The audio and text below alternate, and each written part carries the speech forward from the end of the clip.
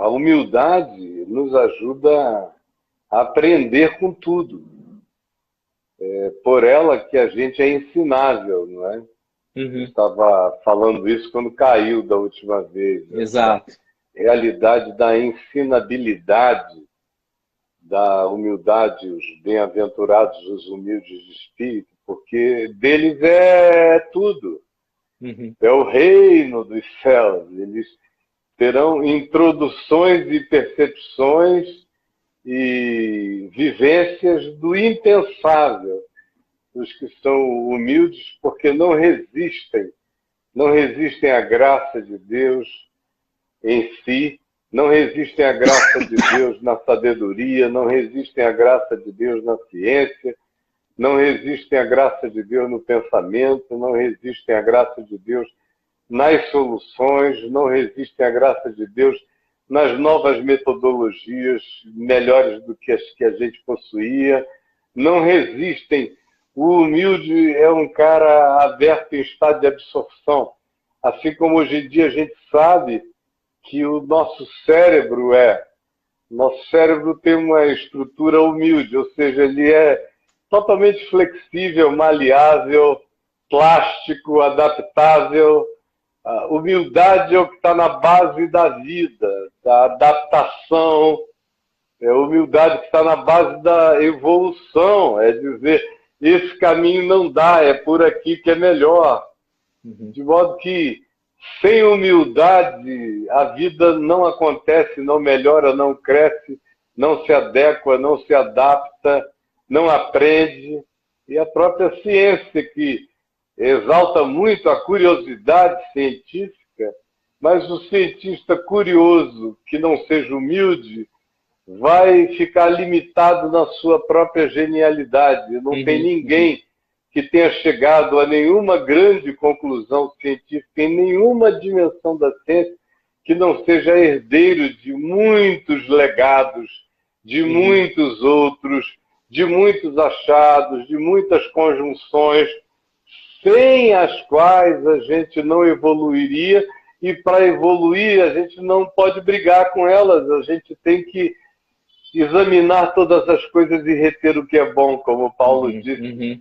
e que só faz isso quem tem um coração humilde. Eu acho extraordinário que Jesus disse, eu sou manso e humilde de coração. Uhum. E assim ele ensina também um princípio universal de como Deus é o Deus da adaptação, Deus é o Deus absolutamente coerente com a criação que ele criou. Ele criou uma criação que é coerente com ele. Uhum.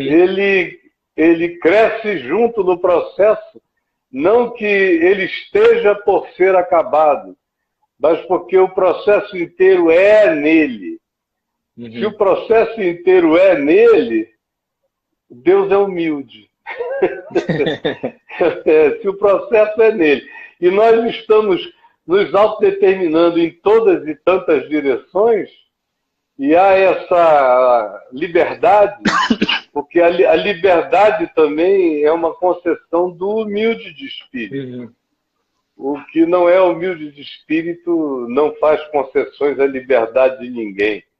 A experiência da kenosis, né, de Filipenses capítulo 2 também retrata bem isso, né? O Deus Aham. encarnado que não se apega ao ser igual a Deus, né? Isso. Antes se esvazia, Se esvazia. né? Tende em vós o mesmo sentimento Sentimento.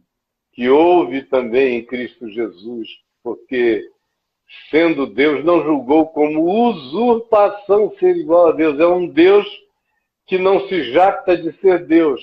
Uhum. É um Deus que não se gloria de si mesmo.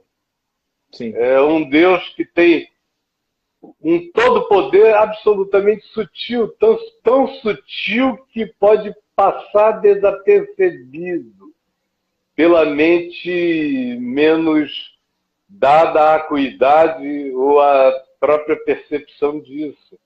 Então, tudo que você vê na Escritura, o espírito da Escritura é o espírito do Deus humilde. Em Jesus isso ganha a sua plenitude. Em Jesus, Deus atinge a sua maturidade no homem, e para o homem. E essa coisa de, podendo tudo, escolher o caminho da natureza, da normalidade, do passo que aprende, é criança, depende, tem que mamar, tem que ser cuidado, engatinha, cai, aprende a andar. Não é um Deus que nasce pronto, é um Deus que vai crescendo para a gente ver como é ser homem. E como diz lá Filipenses 2, obediente até a morte, morte de cruz. Sim. Pelo que recebeu o nome que está acima de todo nome, para que ao nome de Jesus se dobre todo o joelho dos céus, na terra, debaixo da terra, e toda língua confessa que Jesus Cristo é o Senhor, para a glória de Deus o Pai. É que as pessoas não entendem, mas a sabedoria da Escritura diz que o caminho da elevação é justamente a humildade, e que o caminho da humilhação é justamente a autoexaltação. Exaltação. De modo que a gente vive num mundo invertido.